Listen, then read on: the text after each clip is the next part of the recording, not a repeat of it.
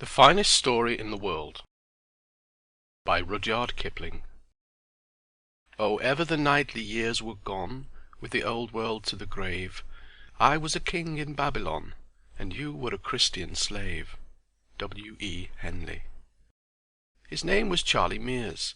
He was the only son of his mother, who was a widow, and he lived in the north of London, coming into the city every day to work in a bank. He was 20 years old, and suffered from aspirations. I met him in a public billiard saloon, where the marker called him by his given name, and he called the marker Bull's Eyes. Charlie explained, a little nervously, that he had only come to the place to look on, and since looking on at games of skill is not a cheap amusement for the young, I suggested that Charlie should go back to his mother. That was our first step toward better acquaintance. He would call on me sometimes in the evenings instead of running about London with his fellow clerks, and before long, speaking of himself as a young man must, he told me of his aspirations, which were all literary. He desired to make himself an undying name, chiefly through verse, though he was not above sending stories of love and death to the drop-a-penny-in-the-slot journals. It was my fate to sit still while Charlie read me poems of many hundred lines and bulky fragments of plays that would surely shake the world. My reward was his unreserved confidence, and the self-revelations and troubles of a young man are almost as holy as those of a maiden. Charlie had never fallen in love, but was anxious to do so on the first opportunity.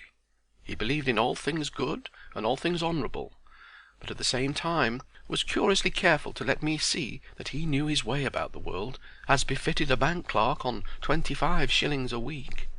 He rhymed dove with love, and moon with June, and devoutly believed that they had never been so rhymed before.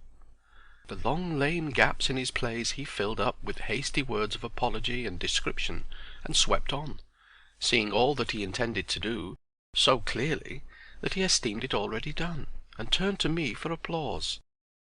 I fancy that his mother did not encourage his aspirations, and I know that his writing-table at home was the edge of a washstand. This he told me almost at the outset of our acquaintance, when he was ravaging my bookshelves, and a little before I was implored to speak the truth as to his chances of writing something really great, you know. Maybe I encouraged him too much, for one night he called on me, his eyes flaming with excitement, and said breathlessly, "Do you mind? Can you let me stay here and write all evening? I won't interrupt you. I won't, really. There's no place for me to write in at my mother's." "What's the trouble?" I said, knowing well what the trouble was. "I've a notion in my head that would make the most splendid story that was ever written. Do let me write it out here. It's such a notion." There was no resisting the appeal. I set him a table. He hardly thanked me, but plunged into the work at once. For half an hour the pen scratched without stopping. Then Charlie sighed and tugged his hair. The scratching grew slower. There were more erasures, and at last ceased. The finest story in the world would not come forth. "It looks such awful rot now," he said mournfully. "And yet it seemed so good when I was thinking about it. What's wrong?" I could not dishearten him by saying the truth, so I answered, "Perhaps you don't feel in the mood for writing." "Yes, I do, except when I look at this stuff. Ugh!" "Read me what you've done," I said. He read, and it was wondrous bad, and he paused at all the specially turgid sentences, expecting a little approval, for he was proud of those sentences, as I knew he would be. "It needs compression," I suggested cautiously. "Oh, I hate cutting my things down. I don't think you could alter a word here without spoiling the sense. It reads better aloud than when I was writing it." "Charlie, you're suffering from an alarming disease afflicting a numerous class. Put the thing by, and tackle it again in a week." "I want to do it at once. What do you think of it?" "How can I judge from a half-written tale? Tell me the story as it lies in your head." Charlie told, and in the telling there was everything that his ignorance had so carefully prevented from escaping into the written word. I looked at him, and wondering whether it were possible that he did not know the originality, the power of the notion that had come in his way. It was distinctly a notion among notions. Men had been puffed up with pride by notions not a tithe as excellent and practicable. But Charlie babbled on serenely, interrupting the current of pure fancy with samples of horrible sentences that he purposed to use. I heard him out to the end. It would be folly to allow his idea to remain in his own inept hands when I could do so much with it. Not all that could be done, indeed, but oh, so much! "What do you think?" he said at last. "I fancy I shall call it The Story of a Ship." "I think the idea's pretty good, but you won't be able to handle it for ever so long. Now Would it be of any use to you? Would you care to take it?" "I should be proud," said Charlie promptly. There are few things sweeter in this world than the guileless, hot-headed, intemperate, open admiration of a junior. Even a woman, in her blindest devotion, does not fall into the gait of a man she adores, tilt her bonnet to the angle at which he wears his hat, or interlard her speech with his pet oaths. And Charlie did all these things. Still, it was necessary to salve my conscience before I possessed myself of Charlie's thoughts. "Let's make a bargain. I'll give you a fiver for the notion," I said. Charlie became a bank clerk at once. "Oh, that's impossible. Between two pals, you know, if I may call you so, and speaking as a man of the world, I couldn't. Take the notion if it's any use to you. I've heaps more." He had. None knew this better than I, but they were the notions of other men. "Look at it as a matter of business, between men of the world," I returned. £5 will buy you any number of poetry books. Business is business, and you may be sure I shouldn't give that price unless—" "Oh, if you put it that way," said Charlie, visibly moved by the thought of the books. The bargain was clinched, with an agreement that he should at unstated intervals come to me with all the notions that he possessed, should have a table of his own to write at, and unquestioned right to inflict upon me all his poems and fragments of poems. Then I said, "Now tell me how you came by this idea." "Came by itself?" Charlie's eyes opened a little. "Yes, but you told me a great deal about the hero that you must have read before somewhere." "I haven't any time for reading, except when you let me sit here, and on Sundays I'm on my bicycle or down the river all day. There's nothing wrong about the hero, is there?" "Tell me again and I shall understand clearly. You say that your hero went pirating. How did he live?" "He was on the lower deck of this ship thing that I was telling you about." "What sort of ship?" "It was the kind rowed with oars, and the sea spurts through the oar-holes, and the men row sitting up to their knees in water. Then there's a bench running down between the two lines of oars, and an overseer with a whip walks up and down the bench to make the men work." "How do you know that?" "It's in the table. There's a rope running overhead, looped to the upper deck, for the overseer to catch hold of when the ship rolls. When the overseer misses the rope once and falls among the rowers, remember the hero laughs at him and gets licked for it.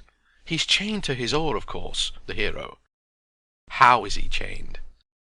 "With an iron band round his waist, fixed to the bench he sits on, and a sort of handcuff on his left wrist, chaining him to the oar. He's on the lower deck where the worst men are sent, and the only light comes from the hatchways and through the oar-holes.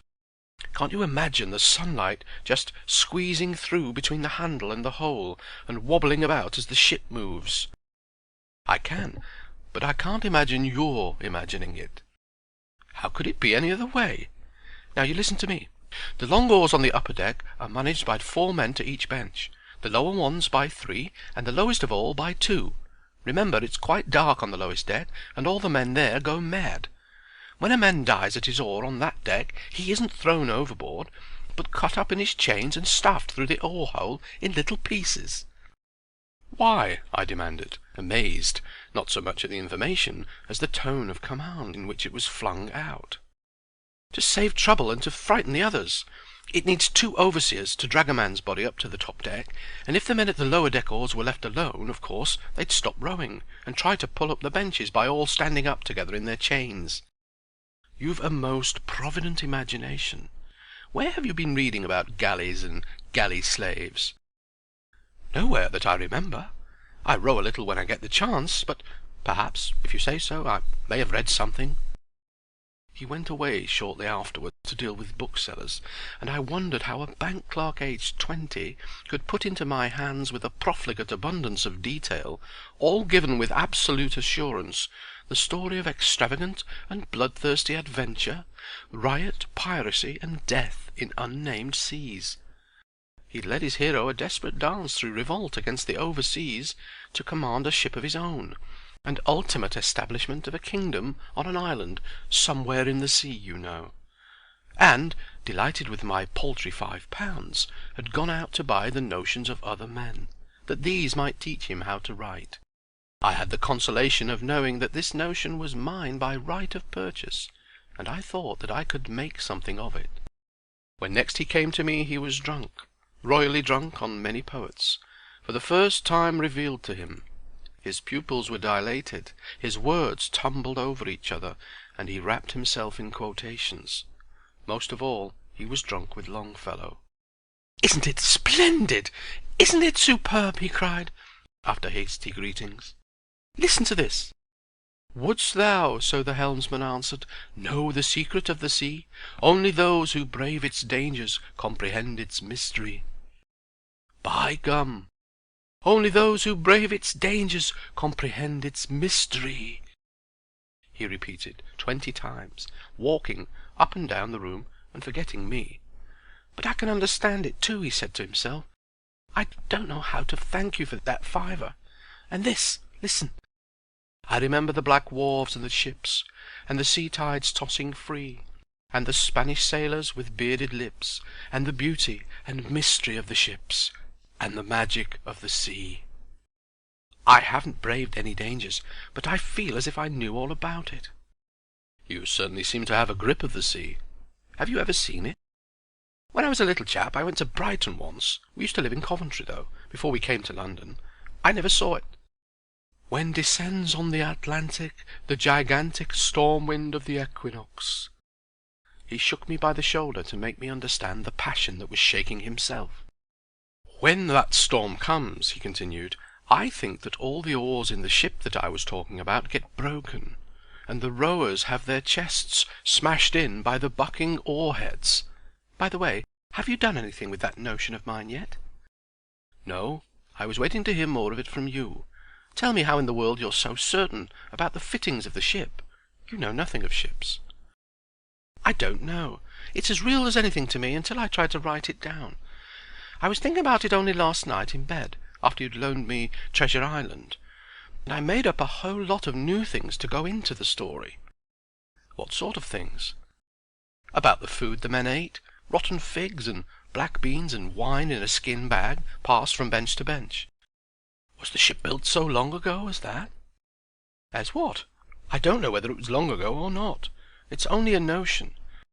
But sometimes it seems just as real as if it was true. Do I bother you with talking about it?" "Not in the least. Did you make up anything else?" "Yes, but it's nonsense." Charlie flushed a little. "Never mind, let's hear about it."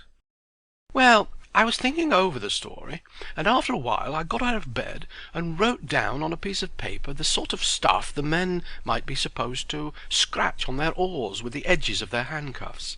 It seemed to make the thing more lifelike. It is so real to me, you know." "Have you the paper on you?" "Yes, but what's the use of showing it? It's only a lot of scratches. All the same, we might have 'em reproduced in the book on the front page." "I'll attend to those details. Show me what your men wrote." He pulled out of his pocket a sheet of note paper with a single line of scratches upon it, and I put this carefully away.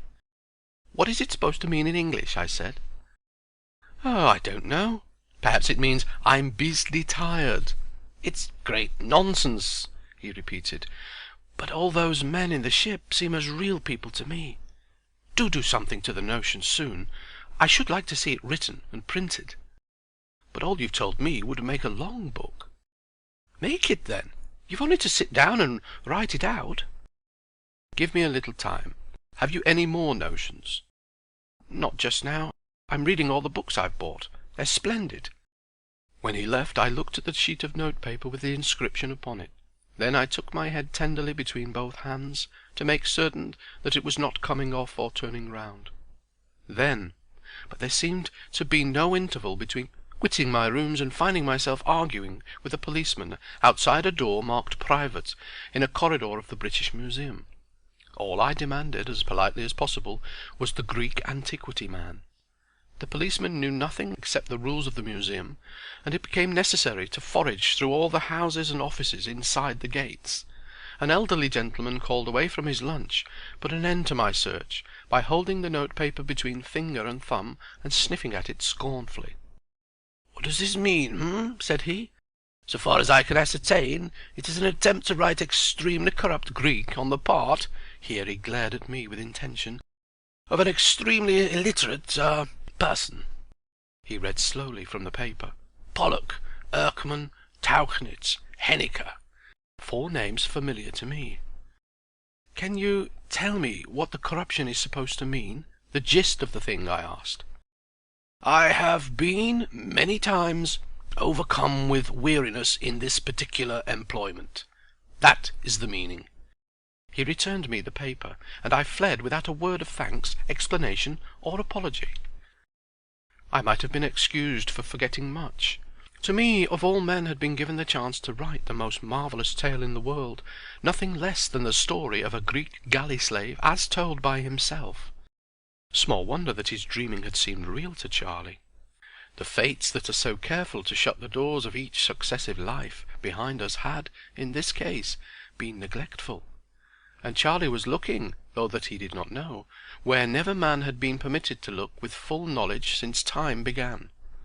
Above all, he was absolutely ignorant of the knowledge sold to me for £5, and he would retain that ignorance, for bank clerks do not understand metempsychosis, and a sound commercial education does not include Greek. He would supply me, here I capered among the dumb gods of Egypt and laughed in their battered faces, with material to make my tale sure, so sure that the world would hail it as an impudent and vamped fiction. And I alone would know that it was absolutely and literally true. I alone held this jewel to my hand for the cutting and polishing. Therefore I danced again among the gods, till a policeman saw me, and took steps in my direction. It remained now only to encourage Charlie to talk, and here there was no difficulty. But I had forgotten those accursed books of poetry. He came to me time after time, as useless as a surcharged phonograph, drunk on Byron, Shelley, or Keats. Knowing now what the boy had been in his past lives, and desperately anxious not to lose one word of his babble, I could not hide from him my respect and interest. He misconstrued both into respect for the present soul of Charlie Mears, to whom life was as new as it was to Adam, and interest in his readings, and stretched my patience to breaking point by reciting poetry, not his own now, but that of others. I wished every English poet blotted out of the memory of mankind. I blasphemed the mightiest names of song, because they had drawn Charlie from the path of direct narrative, and would later spur him to imitate them. But I choked down my impatience until the first flood of enthusiasm should have spent itself, and the boy returned to his dreams. "What's the use of my telling you what I think, when these chaps wrote things for the angels to read?" he growled one evening. "Why don't you write something like theirs?" "I don't think you're treating me quite fairly," I said, speaking under strong restraint. "I've given you the story," he said, shortly replunging into Lara. "But I want the details. The things I make up about that damned ship that you call a galley, they're quite easy. You can just make 'em up yourself. Turn up the gas a little. I want to go on reading." I could have broken the gas globe over his head for his amazing stupidity. I could indeed make up things for myself, did I only know what Charlie did not know that he knew. But since the doors were shut behind me, I could only wait his youthful pleasure, and strive to keep him in good temper. 1 minute's want of guard might spoil a priceless revelation. Now and again he would toss his books aside. He kept them in my rooms, for his mother would have been shocked at the waste of good money had she seen them, and launched into his sea dreams. Again I cursed all the poets of England. The plastic mind of the bank clerk had been overlaid, coloured, and distorted by that which he had read, and the result was delivered as a confused tangle of other voices, most like the muttered song through a city telephone in the busiest part of the day. He talked of the galley, his own galley had he but known it, with illustrations borrowed from the Bride of Abydos. He pointed the experiences of his hero with quotations from The Corsair, and threw in deep and desperate moral reflections from Cain and Manfred, expecting me to use them all. only when the talk turned on Longfellow were the jarring cross-currents dumb, and I knew that Charlie was speaking the truth as he remembered it. "What do you think of this?" I said one evening, as soon as I understood the medium in which his memory worked best, and before he could expostulate, read him the whole of the Saga of King Olaf. He listened, open-mouthed, flushed his hands drumming on the back of the sofa where he lay, till I came to the songs of Emar Tamberskelver and the verse, "Emar then, the arrow taking from the loosened string, answered, that was Norway breaking, 'neath thy hand, O king." He gasped with pure delight of sound. "That's better than Byron a little," I ventured. "Better? Why, it's true! How could he have known?"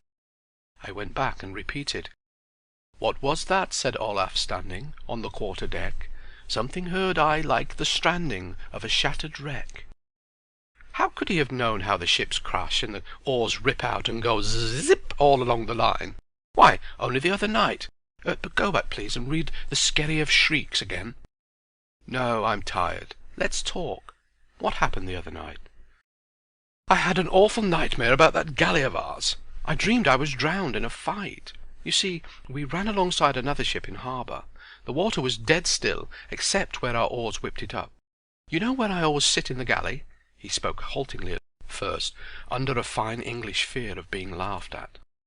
"No, that's news to me," I answered meekly, my heart beginning to beat. "On the fourth oar from the bow, on the right side, on the upper deck. There were 4 of us on the oar, all chained. I remember watching the water and trying to get my handcuffs off before the row began.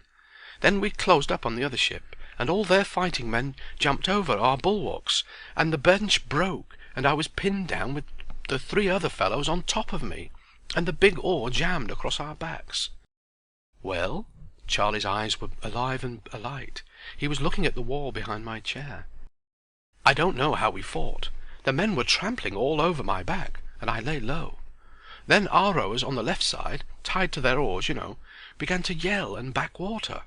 I could hear the water sizzle, and we spun round like a cockchafer, and I knew, lying where I was, that there was a galley coming up bow on, to ram us on the left side. I could just lift up my head and see her sail over the bulwarks. We wanted to meet her bow to bow, but it was too late. We could only turn a little because the galley on our right had hooked herself onto us and stopped our moving. Then, by gum, there was a crash. Our left oars began to break, as the other galley, the moving one, you know, stuck her nose into them. Then the lower deck oars shot up through the deck planking, butt first, and one of them jumped clean up into the air and came down again close to my head." "How was that managed?" "The moving galley's bow was plunking them back through their own oar-holes, and I could hear the devil of a shindy in the decks below. Then her nose caught us neatly in the middle, and we tilted sideways, and the fellows in the right-hand galley unhitched their hooks and ropes and threw things onto our upper deck, arrows and hot pitch or something that stung, and we went up and up and up on the left side, and the right side dipped, and I twisted my head round and saw the water stand still as it topped the right bulwarks. Then it curled over and crashed down on the whole lot of us on the right side, and I felt it hit my back, and I woke." "1 minute, Charlie. When the sea topped the bulwarks, what did it look like?" I had my reasons for asking. A man of my acquaintance had once gone down with a leaking ship in a still sea, and had seen the water level pause for an instant ere it fell on the deck. "It looked just like a banjo string drawn tight, and it seemed to stay there for years," said Charlie. "Exactly," the other man had said. "It looked like a silver wire laid down along the bulwarks, and I thought it was never going to break. He had paid everything except the bare life for this little valueless piece of knowledge, and I had travelled 10,000 weary miles to meet him and take his knowledge at second hand. But Charlie, the bank clerk on 25 shillings a week, he who had never been out of sight of a London omnibus, knew it all. It was no consolation to me that once in his lives he had been forced to die for his gains. I also must have died scores of times, but behind me, because I could have used my knowledge, the doors were shut." "And then?" I said, trying to put away the devil of envy. "The funny thing was, though, in all the mess, I didn't feel a bit astonished or frightened. It seemed as if I'd been in a good many fights. because I told my next man so when the row began. But that cad of an overseer on my deck wouldn't unloose our chains and give us a chance. He always said that we'd all be set free after a battle, but we never were. We never were." Charlie shook his head mournfully. "What a scoundrel!" "I should say he was. He never gave us enough to eat, and sometimes we were so thirsty that we used to drink salt water. I can taste that salt water still. Now tell me something about the harbour where the fight was fought." "I didn't dream about that. I know it was a harbour, though, because we were tied up to a ring on a white wall, and all the face of the stone under water was covered with wood to prevent our ram getting chipped when the tide made us rock." "That's curious. Our hero commanded the galley, didn't he?" "Didn't he just? He stood by the bows and shouted like a good 'un. He was the man who killed the overseer." "But you were all drowned together, Charlie, weren't you?" "I can't make that fit quite," he said, with a puzzled look. "The galley must have gone down with all hands, and yet I fancy that the hero went on living afterward. Perhaps he climbed into the attacking ship. I wouldn't see that, of course. I was dead, you know." He shivered slightly and protested that he could remember no more. I did not press him further, but to satisfy myself that he lay in ignorance of the workings of his own mind, deliberately introduced him to Mortimer Collins's Transmigration, and gave him a sketch of the plot before he opened the pages. "What rot it all is," he said frankly at the end of an hour. "I don't understand his nonsense about the red planet Mars and the king and the rest of it. Chuck me the Longfellow again." I handed him the book and wrote out as much as I could remember of his description of the sea fight, appealing to him from time to time for confirmation of fact or detail. He would answer without raising his eyes from the book, as assuredly as though all his knowledge lay before flint on the printed page. I spoke under the normal key of my voice, that the current might not be broken, and I know that he was not aware of what he was saying, for his thoughts were out on the sea with Longfellow. "Charlie," I asked, "when the rowers on the galleys mutinied, how did they kill their overseers?" "Tore up the benches and brained 'em. That happened when a heavy sea was running. An overseer on the lower deck slipped from the centre plank and fell among the rowers. They choked him to death against the side of the ship with their chained hands, quite quietly, and it was too dark for the other overseer to see what had happened. When he asked, he was pulled down too and choked, and the lower deck fought their way up deck by deck, with the pieces of the broken benches banging behind them. How they howled!" "And what happened after that?" "I don't know. The hero went away, red hair and red beard and all. That was after he had captured our galley, I think." The sound of my voice irritated him, and he motioned slightly with his left hand as a man does when interruption jars. "You never told me he was red-headed before, or that he captured your galley," I said, after a discreet interval. Charlie did not raise his eyes. "He was as red as a red bear," said he, abstractedly. "He came from the north. They said so in the galley when he looked for rowers, not slaves, but free men. Afterwards, years and years afterward, news came from another ship, or else he came back." His lips moved in silence. He was rapturously retasting some poem before him. Where had he been, then? I was almost whispering that the sentence might come gentle to whichever section of Charlie's brain was working on my behalf. "To the beaches, the long and wonderful beaches," was the reply, after a minute of silence. "To Furderstrandi?" I asked, tingling from head to foot. "Yes, to Furdurstrandi." He pronounced the word in a new fashion. "And I too saw—" The voice failed. "Do you know what you have said?" I shouted incautiously. He lifted his eyes, fully roused now. "No," he snapped. "I wish you'd let a chap go on reading. Hark to this. But oh there, the old sea captain, he neither paused nor stirred till the king listened, and then once more took up his pen and wrote down every word.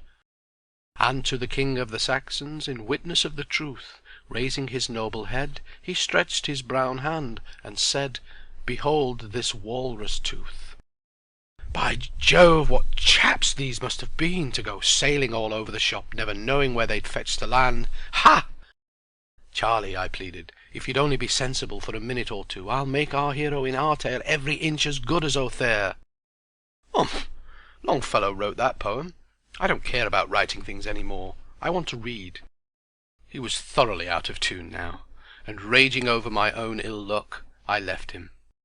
Conceive yourself at the door of the world's treasure house, guarded by a child, an idle, irresponsible child playing knuckle-bones, on whose favour depends the gift of the key, and you will imagine one half my torment.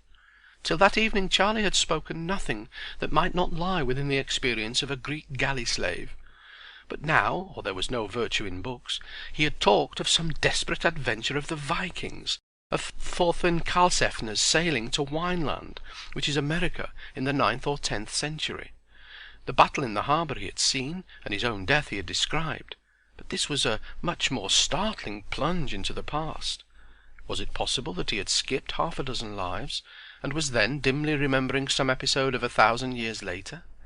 It was a maddening jumble, and the worst of it was that Charlie Mears in his normal condition was the last person in the world to clear it up. I could only wait and watch, but I went to bed that night full of the wildest imaginings. There was nothing that was not possible if Charlie's detestable memory only held good. I might rewrite the saga of Thorfinn Karlsefne as if it had never been written before, might tell the story of the first discovery of America, myself the discoverer. But I was entirely at Charlie's mercy, and so long as there was a 3 and 6penny bone volume within his reach, Charlie would not tell. I dared not curse him openly. I hardly dared jog his memory, for I was dealing with the experience of 1,000 years ago, told through the mouth of a boy of today. And a boy of today is affected by every change of tone and gust of opinion, so that he lies even when he desires to speak the truth. I saw no more of him for nearly a week. When next I met him it was in Gracechurch Street, with a bill-book chained to his waist. Business took him over London Bridge, and I accompanied him. He was very full of the importance of that book, and magnified it. As we passed over the Thames we paused to look at a steamer unloading great slabs of white and brown marble. A barge drifted under the steamer's stern, and a lonely cow in that barge bellowed. Charlie's face changed from the face of the bank clerk to that of an unknown and, though he would not have believed this, a much shrewder man. He flung out his arm across the parapet of the bridge, and laughing very loudly said, "When they heard our bulls below, the Skroelings ran away." I waited only for an instant, but the barge and the cow had disappeared under the bows of the steamer before I answered, "Charlie, what do you suppose are Skroelings?" "Never heard of 'em before. They sound like a new kind of seagull." "What a chap you are for asking questions," he replied. "I have to go to the cashier of the omnibus company yonder. Will you wait for me, and we can lunch somewhere together? I've a notion for a poem." "No, thanks. I'm off. You're sure you know nothing about Skroelings?" "Not unless he's been entered for the Liverpool Handicap." He nodded and disappeared in the crowd. Now, it is written in the saga of Eric the Red, or that of Thorfinn Karlsefne, that 900 years ago, when Karlsefne's galleys came to Leif's booths, which Leif had erected in the unknown land called Markland, which may or may not have been Rhode Island, the Skroelings, and the Lord, he knows who these may or may not have been, came to trade with the Vikings, and ran away because they were frightened at the bellowing of the cattle which Thorfinn had brought with him in the ships. But what in the world could a Greek slave know of that affair? I wandered up and down the streets, trying to unravel the mystery, and the more I considered it, the more baffling it grew. One thing only seemed certain, and that certainty took away my breath for a moment. If I came to full knowledge of anything at all, it would not be one life of the soul in Charlie Mears' body, but half a dozen, several and separate existences spent on blue water in the morning of the world. Then I walked round the situation. Obviously, if I used my knowledge, I should stand alone and unapproachable until all men were as wise as myself. That would be something, but manlike I was ungrateful. It seemed bitterly unfair that Charlie's memory should fail me when I needed it most. Great powers above! I looked up at them through the fog smoke. Did the lords of life and death know what this meant to me? Nothing less than eternal fame of the best kind, that comes from one, and is shared by one alone. I'd be content, remembering Clive, I stood astounded at my own moderation, with the mere right to tell one story, to work out one little contribution to the light literature of the day. If Charlie were permitted full recollection for 1 hour, for 60 short minutes of existences that had extended over 1,000 years, I would forego all profit and honour from all that I should make of his speech.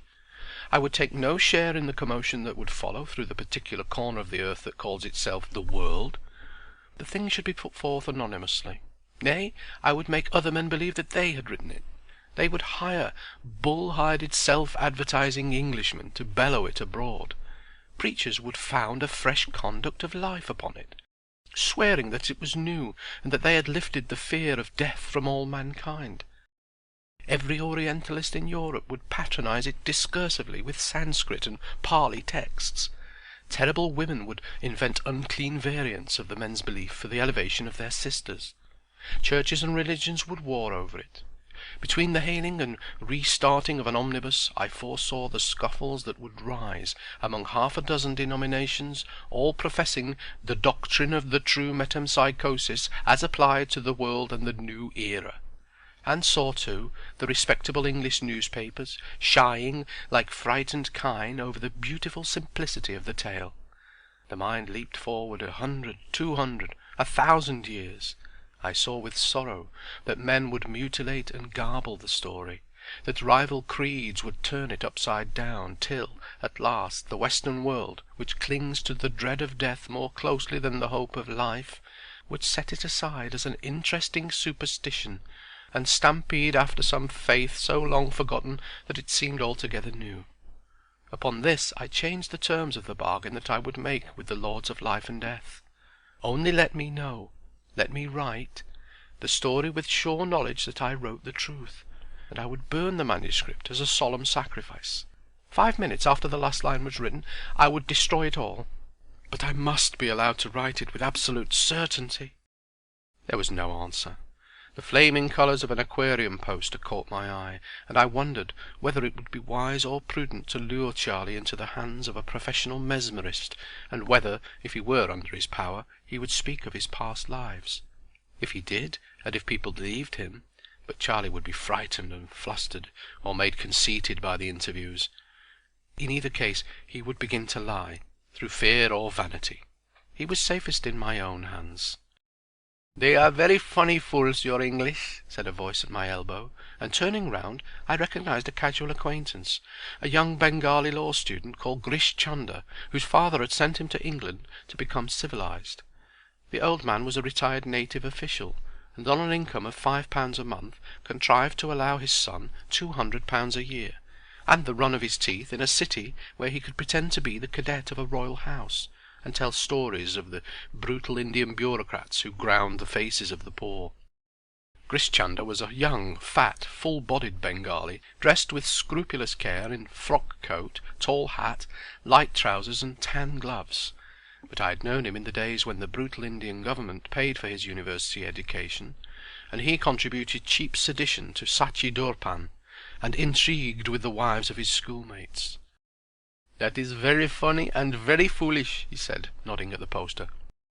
"I am going down to the Northbrook Club. Will you come too?" I walked with him for some time. "You are not well," he said. "What is there in your mind? You do not talk." "Grish Chunder, you've been too well educated to believe in a God, haven't you?" "Ah, yes, here. But when I go home I must conciliate popular superstition, and make ceremonies of purification, and my women will anoint idols."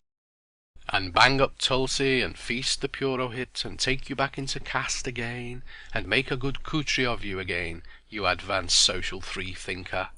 And you'll eat desi food and like it all, from the smell in the courtyard to the mustard oil over you."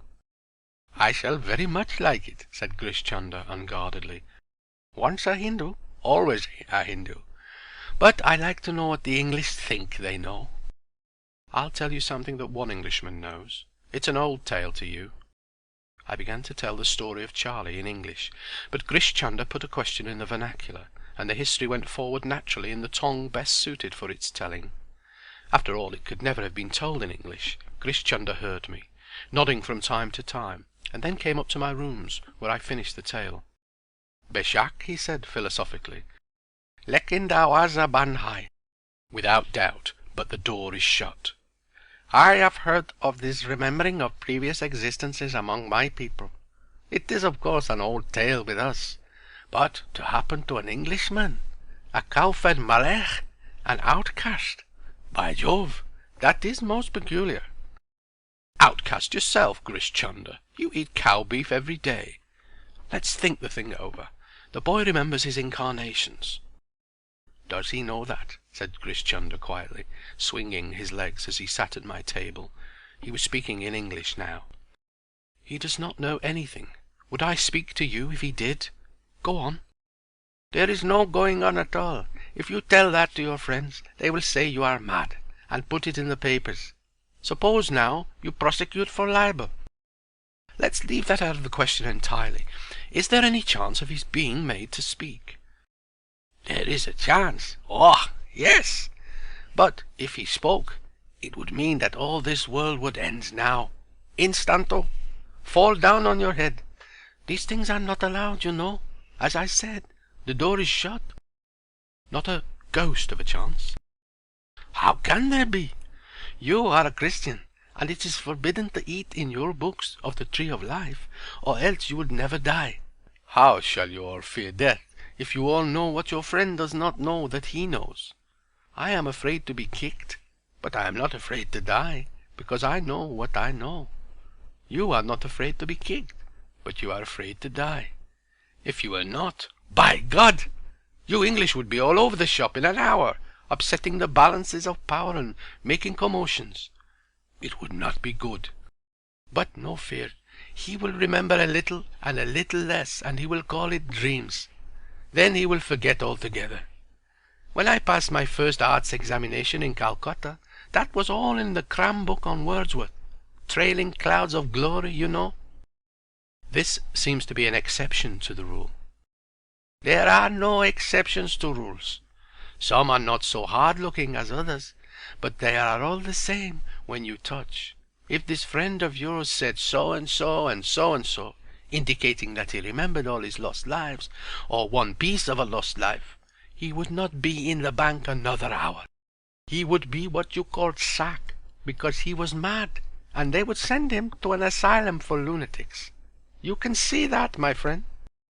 Of course I can, but I wasn't thinking of him. His name need never appear in the story. Aha, I see. That story will never be written. You can try. I am going to. For your own credit and for the sake of money, of course. No, for the sake of writing the story. On my honor, that will be all. Even then there is no chance. You cannot play with the gods. It is a very pretty story now. As they say, let it go on that. I mean at that. Be quick. He will not last long. How do you mean? What I say. He has never so far thought about a woman. Hasn't he, though? I remembered some of Charlie's confidences. I mean no woman has thought about him.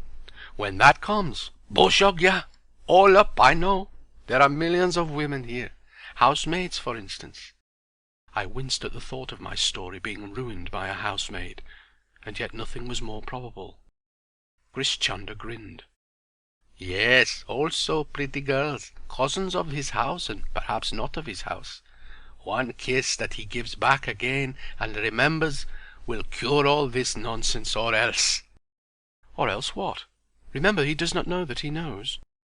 I know that, or else, if nothing happens, he will become immersed in the trade and the financial speculations like the rest. It must be so. You can see that it must be so. But the woman will come first, I think. There was a rap at the door, and Charlie charged in impetuously. He had been released from office, and by the look in his eyes I could see that he had come over for a long talk, most probably with poems in his pockets. Charlie's poems were very wearying, but sometimes they led him to talk about the galley. Grish Chunder looked at him keenly for a minute. "I beg your pardon," Charlie said uneasily. "I didn't know you had anyone with you." "I am going," said Grish Chunder. He drew me into the lobby as he departed. "That is your man?" he said quickly. "I tell you, he will never speak all you wish. That is rot, bosh.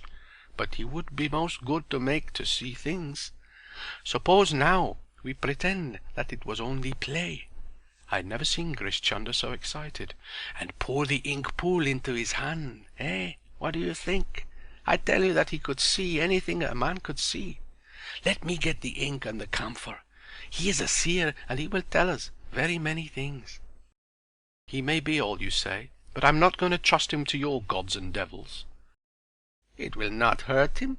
He will only feel a little stupid and dull when he wakes up. You have seen boys look into the ink pool before." "That's the reason why I'm not going to see it any more. You'd better go, Grish Chunder." He went, declaring far down the staircase that it was throwing away my only chance of looking into the future. This left me unmoved, for I was concerned with the past, and no peering of hypnotized boys into mirrors and ink pools would help me do that. But I recognized Grish Chunder's point of view and sympathized with it. "What a big black brute that was," said Charlie when I returned to him. "Well, look here, I've just done a poem. Did it instead of playing dominoes after lunch. May I read it?" "Let me read it myself." "Then you missed the proper expression. Besides, you always make my things sound as if the rhymes were all wrong." "Read it aloud, then. You're like the rest of 'em." Charlie mouthed me his poem, and it was not much worse than the average of his verses. He had been reading his book faithfully, but he was not pleased when I told him that I preferred my Longfellow undiluted with Charlie. Then we began to go through the MS, line by line, Charlie parrying every objection and correction with, "Yes, that may be better, but you don't catch what I'm driving at." Charlie was, in one way at least, very like one kind of poet. There was a pencil scrawl at the back of the paper, and "What's that?" I said. "Oh, that's not poetry at all. It's some rot I wrote last night before I went to bed, and it was too much bother to hunt for rhymes, so I made it a sort of blank verse instead." Here is Charlie's blank verse. "We pulled for you when the wind was against us and the sails were low. Will you never let us go?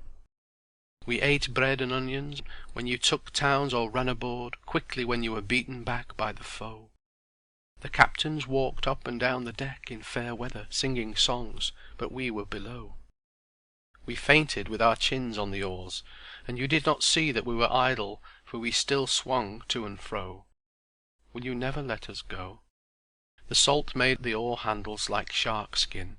Our knees were cut to the bone with salt cracks. Our hair was stuck to our foreheads, and our lips were cut to our gums, and you whipped us because we could not row. Will you never let us go? But in a little time we shall run out of portholes as the water runs along the oar blade, and though you tell the others to row after us, you will never catch us till you catch the oar thresh and tie up the winds in the belly of the sail. Aho! Will you never let us go?" What's oar thresh, Charlie?" "The water washed up by the oars. That's the sort of song they might sing in the galley, you know. Aren't you ever going to finish that story and give me some of the profits?" "It depends on yourself. If you had only told me more about your hero in the first instance, it might have been finished by now. You're so hazy in your notions."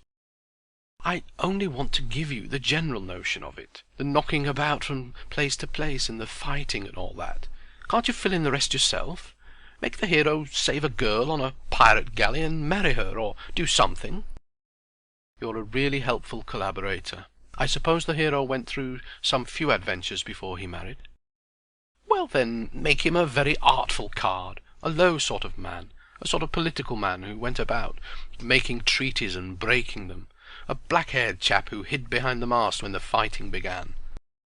"But you said the other day that he was red-haired." "I couldn't have. Make him black-haired, of course. You've no imagination." Seeing that I had just discovered the entire principles upon which the half-memory falsely called imagination is based, I felt entitled to laugh, but forbore for the sake of the tale. "You're right. You're the man with the imagination. A black-haired chap in a decked ship," I said. "No, an open ship, like a big boat." This was maddening. "Your ship has been built and designed, closed and decked in. You said so yourself," I protested. "No, not that ship. That was open or half-decked because— By Jove, you're right. You made me think of the hero as a red-haired chap. Of course, if he were red, the ship would be an open one with painted sails." Surely I thought he would remember now that he had served in 2 galleys at least, in a 3-decked Greek one under the black-haired political man, and again in a Viking's open sea-serpent under the man red as a red bear who went to Markland. The devil prompted me to speak. "Why, of course, Charlie," said I. "I don't know. Are you making fun of me?" The current was broken for the time being. I took up a notebook and pretended to make many entries in it. "It's a pleasure to work with an imaginative chap like yourself," I said after a pause. "The way that you've brought out the character of the hero is simply wonderful." "Do you think so?" he answered, with a pleased flush. "I often tell myself that there's more in me than people think." "There's an enormous amount in you." "Then won't you let me send an essay on the ways of bank clerks to Titbits and get the guinea prize?" "That wasn't exactly what I meant, old fellow. Perhaps it would be better to wait a little and go ahead with the galley story." "Ah, but I shan't get the credit of that. Titbits would publish my name and address if I win. What are you grinning at? They would." "I know it. Suppose you go for a walk. I want to look through my notes about our story."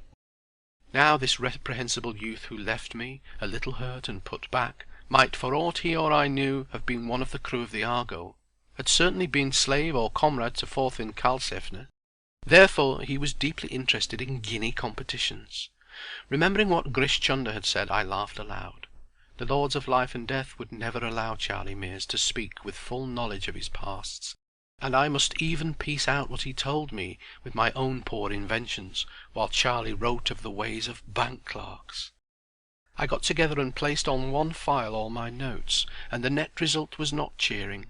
I read them a second time. There was nothing that might not have been compiled at second hand from other people's books, except perhaps the story of the fight in the harbour. The adventures of a Viking had been written many times before. The history of a Greek galley slave was no new thing, and though I wrote both, who could challenge or confirm the accuracy of my details? I might as well tell a tale of 2000 years hence. The Lords of Life and Death were as cunning as Grish Chunder had hinted. They would allow nothing to escape that might trouble or make easy the minds of men. Though I was convinced of this, yet I could not leave the tale alone. Exaltation followed reaction, not once, but 20 times in the next few weeks. My moods varied with the March sunlight and flying clouds. By night, or in the beauty of a spring morning, I perceived that I could write that tale and shift continents thereby. In the wet, windy afternoons, I saw that the tale might indeed be written, but would be nothing more than a faked, false-varnished, sham-rusted piece of Wardour Street work at the end. Then I blessed Charlie in many ways, though it was no fault of his. He seemed to be busy with prize competitions, and I saw less and less of him as the weeks went by, and the earth cracked and grew ripe to spring, and the buds swelled in their sheaths. He did not care to read or talk of what he had read, and there was a new ring of self-assertion in his voice. I hardly cared to remind him of the galley when we met, but Charlie alluded to it on every occasion, always as a story from which money was to be made. "I think I deserve 25%, don't I, at least?" he said, with a beautiful frankness. "I supplied all the ideas, didn't I?" This greediness for silver was a new side in his nature. I assumed that it had been developed in the city, where Charlie was picking up the curious nasal drawl of the underbred city man. "When the thing's done we'll talk about it. I can't make anything of it at present. Red-haired or black-haired hero are equally difficult." He was sitting by the fire, staring at the red coals. "I can't understand what you find so difficult. It's all as clean as mud to me," he replied. A jet of gas puffed out between the bars, took light and whistled softly. "Suppose we take the red-haired hero's adventures first, from the time that he came south to my galley and captured it, and sailed to the beaches." I knew better now than to interrupt Charlie. I was out of reach of pen and paper, and dared not move to get them, lest I should break the current. The gas jet puffed and whinnied. Charlie's voice dropped almost to a whisper, and he told a tale of the sailing of an open galley to Furdurstrandi, of sunsets on the open sea, seen under the curve of the one sail evening after evening, when the galley's beak was notched into the centre of the sinking disk. And "we sailed by that, for we had no other guide," quoth Charlie. He spoke of a landing on an island, and explorations in its woods, where the crew killed 3 men whom they found asleep under the pines. Their ghosts, Charlie said, followed the galley, swimming and choking in the water, and the crew cast lots and threw one of their number overboard as a sacrifice to the strange gods whom they had offended. Then they ate seaweed when their provisions failed, and their legs swelled, and their leader, the red-haired man, killed 2 rowers who mutinied, and after a year spent among the woods they set sail for their own country, and a wind that never failed carried them back so safely that they all slept at night. This and much more Charlie told. Sometimes the voice fell so low that I could not catch the words, though every nerve was on the strain. He spoke of their leader, the red-haired man, as a pagan speaks of his god, for it was he who cheered them and slew them impartially as he thought best for their needs, and it was he who steered them for 3 days among floating ice, each floe crowded with strange beasts that tried to sail with us, said Charlie, and we beat them back with the handles of the oars. The gas jet went out, a burned coal gave way, and the fire settled down with a tiny crash to the bottom of the grate. Charlie ceased speaking, and I said no word. "By Jove," he said at last, shaking his head. "I've been staring at the fire till I'm dizzy. What was I going to say?" "Something about the galley." "I remember now. It's 25% of the profits, isn't it?" "It's anything you like when I've done the tale." "I wanted to be sure of that. I must go now. I've an appointment." And he left me. Had my eyes not held, I might have known that that broken muttering over the fire was the swan song of Charlie Mears. But I thought it the prelude to fuller revelation. At last and at last I should cheat the lords of life and death. When next Charlie came to me I received him with rapture. He was nervous and embarrassed, but his eyes were very full of light. His lips parted a little. "I've done a poem," he said, and then quickly, "It's the best I've ever done. Read it." He thrust it into my hand and retreated to the window. I groaned inwardly. It would be the work of half an hour to criticize, that is to say, praise the poem sufficiently to please Charlie. Then I had good reason to groan, for Charlie, discarding his favourite centipede metres, had launched into shorter and choppier verse, and verse with a motive at the back of it. This is what I read.